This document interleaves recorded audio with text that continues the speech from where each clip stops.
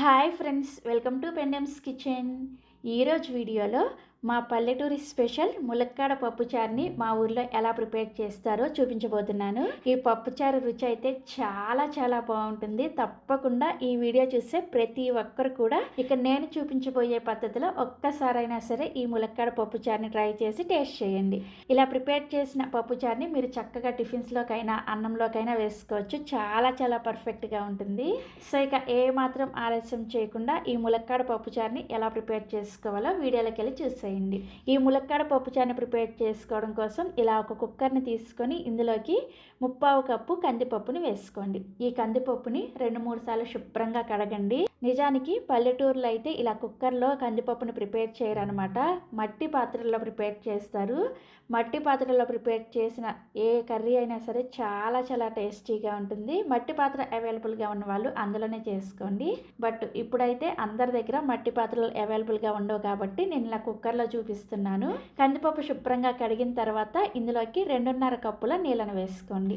Next ఇందులోనే ఒక medium సైజులో ఉండే ఉల్లిపాయని ఇలా పెద్ద ముక్కలుగా కట్ చేసుకొని వేసుకోండి. అదేవిధంగా 2 మీడియం సైజులో ఉండే టమాటాలను కూడా ముక్కలుగా కట్ చేసుకొని వేసేసుకోండి. తర్వాత ఇందులోకి 3 లేదా 4 పచ్చిమిర్చిని శుభ్రంగా కడిగేసి ఇలా సగానికి తుంచుకొని వేసుకోండి. అలాగే ఒక రెమ్మ కరివేపాకుని, 1/2 టీ స్పూన్ దాకా పసుపుని, 1 టీ స్పూన్ దాకా నూనెను కూడా వేసేసుకొని ఒకసారి కలిపేసి కుక్కర్ మూత పెట్టేసి విజిల్ పెట్టుకొని మీడియం ఫ్లేమ్లోనే ఒక 5-6 విజిల్స్ వచ్చేంత వరకు ఉడికించుకోండి.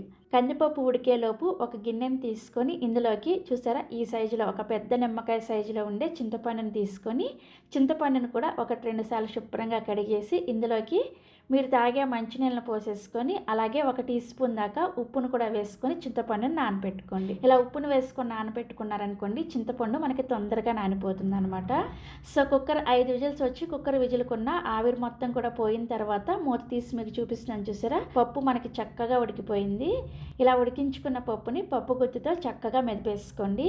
పప్పుని ఇలా మెదుపుకున్న తర్వాత ఇందులోకి 2 లేదా 3 ములక్కాడలను తీసుకొని ఈ విధంగా ఈ సైజులో ముక్కలుగా కట్ చేసేసుకొని శుభ్రంగా కడిగేసి ఈ ములక్కాడ ముక్కల్ని పప్పులోకి వేసేసుకోండి. తర్వాత ఇందులోనే మనం ముందుగా నానబెట్టుకున్న చింతపండు ఉంది కదా, ఈ చింతపండుని గట్టిగా పిసికేసి చింతపండులో ఉన్న రసాన్ని మొత్తాన్ని కూడా ఈ పప్పులోకి వేసేసుకోండి. అలాగే మీరు తినే కారానికి తగ్గట్టుగా 1 లేదా 1.5 టీ స్పూన్ల దాకా కారాన్ని కూడా వేసేసుకొని ఒకసారి కలుపుకొని మూత పెట్టేసి జస్ట్ ఒక్క విజిల్ వచ్చేంత వరకు మాత్రమే ఉడికించుకోండి. ములక్కాడలు వేసుకున్న తర్వాత ఎక్కువ విజిల్స్ ఉడికించేసుకున్నారంటే మీకు ములక్కాడలు అన్నీ కూడా పేస్ట్ లాగా అయిపోతాయి అనమాట. ఒక్క విజిల్ అయితే మీకు ములక్కాడలు పర్ఫెక్ట్గా ఉడుకుతాయి అనమాట. సో కుక్కర్ ఒక విజిల్ వచ్చి కుక్కర్ విజిల్కున్న ఆవిరిపోయిన తర్వాత మూత తీసి మీకు చూపిస్తున్నాను చూసారా, ములక్కాడ మనకి చక్కగా ఉడికిపోయింది కదా, ఇలా ఉడికితే సరిపోతుంది. ఇప్పుడు ఇందులోకి మీకు పప్పుచారు పలచగా కావాలా చిక్కగా కావాలా చూసుకొని అవసరానికి తగ్గట్టుగా కొద్దిగా నీళ్ళను వేసుకోండి. నీళ్ళను వేసేసుకొని రుచికి సరిపడా ఉప్పును కూడా వేసేసుకోండి. మనం చింతపండు నానబెట్టుకునేటప్పుడు ఉప్పును వేసుకొని నానబెట్టుకున్నాం కదా, చూసుకొని ఉప్పు ఎంతవరకు కావాలో వేసుకోండి. ఉప్పును వేసుకున్న తర్వాత ఒకసారి కలిపేసుకొని మీడియం ఫ్లేమ్లోనే ఈ పప్పుచారుని బాగా మరిగించుకోండి. ఈ పప్పుచారు ఎంత బాగా మరిగితే మీకు అంత రుచి పెరుగుతుందనమాట. అందుకని పప్పుచారుని మీడియం ఫ్లేమ్లోనే ఇలా బాగా మరిగించుకోవాలి. పప్పుచారు ఇలా మరిగేటప్పుడు మనం వేరొక స్టవ్ మీద తాలింపు పెట్టేసుకుందాము. తాలింపు కోసం తాలింపు గిన్నెలోకి 2 టీ స్పూన్ల దాకా నూనెను వేసుకొని వేడి చేసుకోండి. నూనె వేడైన తర్వాత 1/2 టీ స్పూన్ చొప్పున పోపు దినుసులు వేసుకోండి. ఆవాలు, మినపగుళ్ళు, పచ్చిశనగపప్పు అలాగే జీలకర్ర ఈ 4 పోపు దినుసులు వేసుకున్న తర్వాత పొట్టు తీసేసిన ఒక 10 నుంచి 12 వరకు వెల్లుల్లి రెబ్బల్ని కచ్చా పచ్చాగా దంచుకొని వేసుకోండి. అలాగే 2 ఎండుమిర్చిని కూడా ఇలా సగానికి తుంచుకొని వేసుకొని ఒక మీడియం సైజులో ఉండే ఉల్లిపాయని ఇలా చిన్న చిన్న ముక్కలుగా కట్ చేసుకొని వేసుకొని ఈ ఉల్లిపాయ ముక్కలు మంచి గోల్డెన్ బ్రౌన్ కలర్లో వేగేంత వరకు లో టు మీడియం ఫ్లేమ్లోనే మంటని అడ్జస్ట్ చేసుకుంటూ ఫ్రై చేసుకోండి. ఉల్లిపాయలు వేయించుకునేటప్పుడే ఇందులోనే ఒక రెమ్మ కరివేపాకును కూడా వేసుకొని వేయించేసుకోండి. సో ఉల్లిపాయలు చూసారా ఇలా చక్కగా వేగిన తర్వాత సన్నగా తరిగిన కొత్తిమీర కూడా కొద్దిగా వేసేసుకొని జస్ట్ ఒక్కసారి అలా కలిపేసుకొని ఈ తాలింపుని తీసుకెళ్ళి మరుగుతున్న పప్పుచారులో వేసేసుకొని ఒకసారి కలిపేసి 1 నిమిషం పాటు ఈ పప్పుచారుని తాలింపుతో పాటుగా మళ్ళీ మరిగించుకోండి. తాలింపు వేసిన వెంటనే మీరు స్టవ్ ఆఫ్ చేసేయద్దు. తాలింపు వేసిన తర్వాత మరొక నిమిషం పాటు ఈ పప్పుచారుని మరిగించుకున్నారంటే చాలా చాలా రుచిగా ఉంటాయి.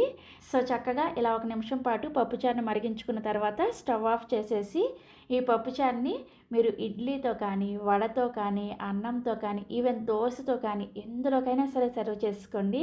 చాలా చాలా కమ్మగా ఉంటాయి. ప్రిపేర్ చేసుకోవడం కూడా చూసారా ఎంత ఈజీనో. వంట రాని వాళ్ళు కూడా ఈజీగా ప్రిపేర్ చేసేసుకోవచ్చు. టేస్ట్ అయితే చాలా చాలా బాగుంటుంది. తప్పకుండా మీ అందరు కూడా మా పల్లెటూరి స్పెషల్ ములక్కాడ పప్పుచారు రెసిపీని ట్రై చేసి చూడండి. ట్రై చేసి టేస్ట్ చేసిన తర్వాత మీ ఫీడ్బ్యాక్ని నాతో షేర్ చేసుకోవడం అస్సలు మర్చిపోవద్దే. అలాగే మరిన్ని ఎమ్మీ అండ్ టేస్టీ రెసిపీస్ కోసం వెంటనే మన పెండెమ్స్ కిచెన్ని సబ్స్క్రైబ్ చేసేసుకోండి. Thank you.